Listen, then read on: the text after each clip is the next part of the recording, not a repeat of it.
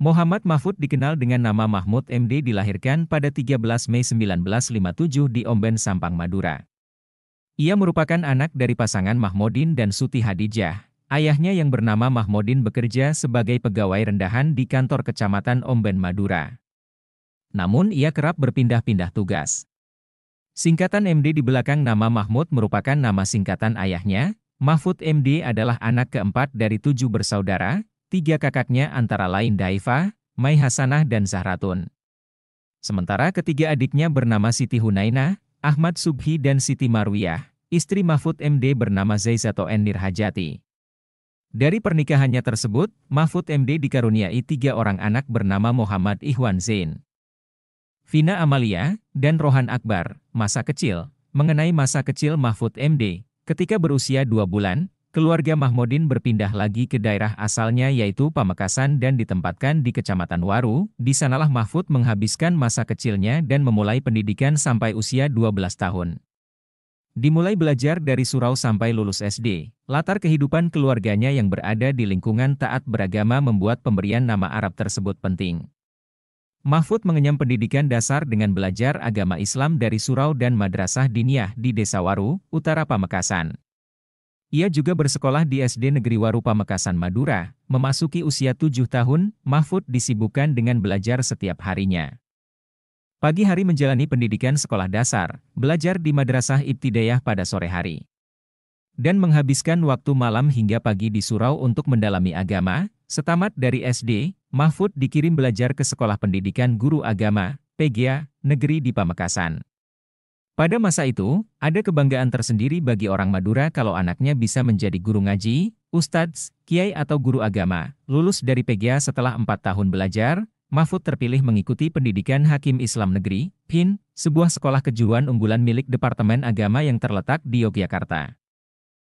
Sekolah ini merekrut lulusan terbaik dari PGA dan MTS seluruh Indonesia. Mahfud tamat dari PIN pada 1978, ia rencananya hendak melanjutkan sekolah ke PETIK, Perguruan Tinggi Ilmu Al-Quran, di Mesir.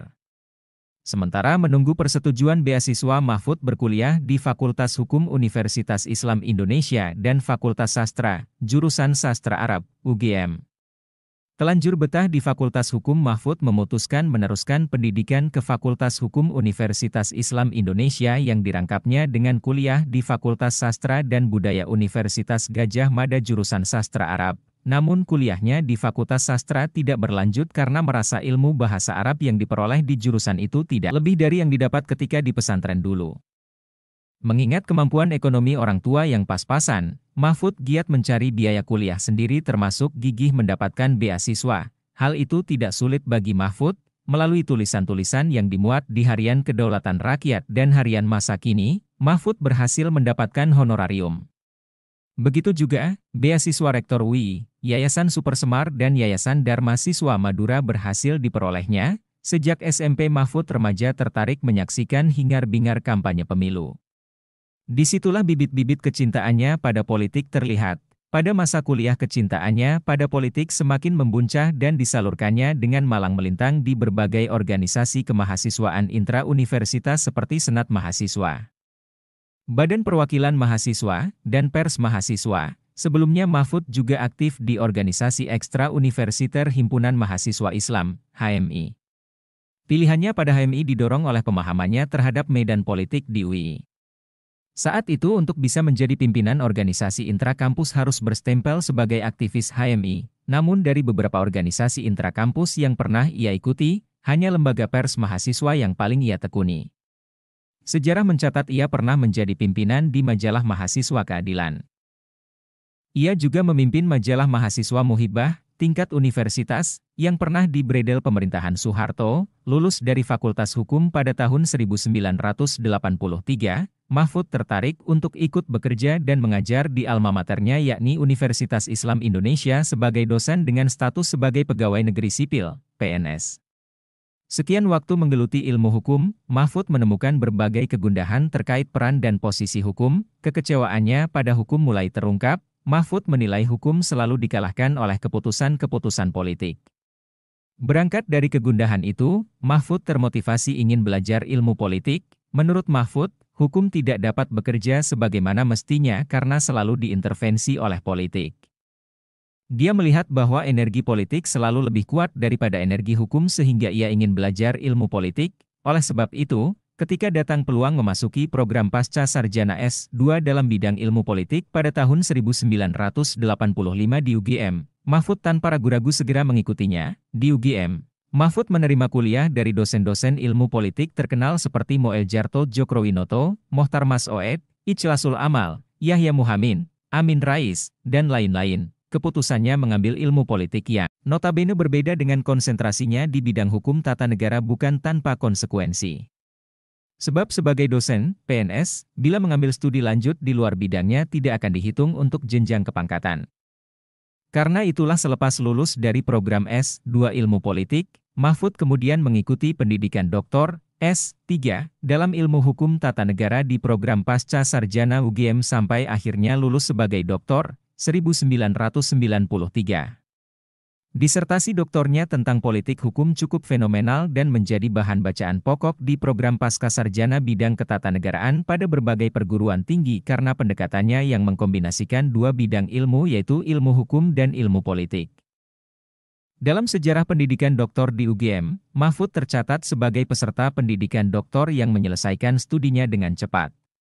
Pendidikan S3 di UGM itu diselesaikannya hanya dalam waktu 2 tahun 8 bulan, guru besar dalam waktu singkat, didukung oleh karya tulisnya yang sangat banyak, baik dalam bentuk buku, jurnal, maupun makalah ilmiah. Dari lektor madya, Mahfud melompat lagi, langsung menjadi guru besar.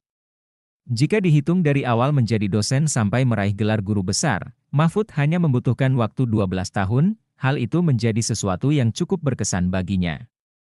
Sebab umumnya seseorang bisa merengkuh gelar guru besar minimal membutuhkan waktu 20 tahun sejak awal karirnya. Dengan rentang waktu tersebut, Mahfud memegang rekor tercepat dalam sejarah pencapaian gelar guru besar.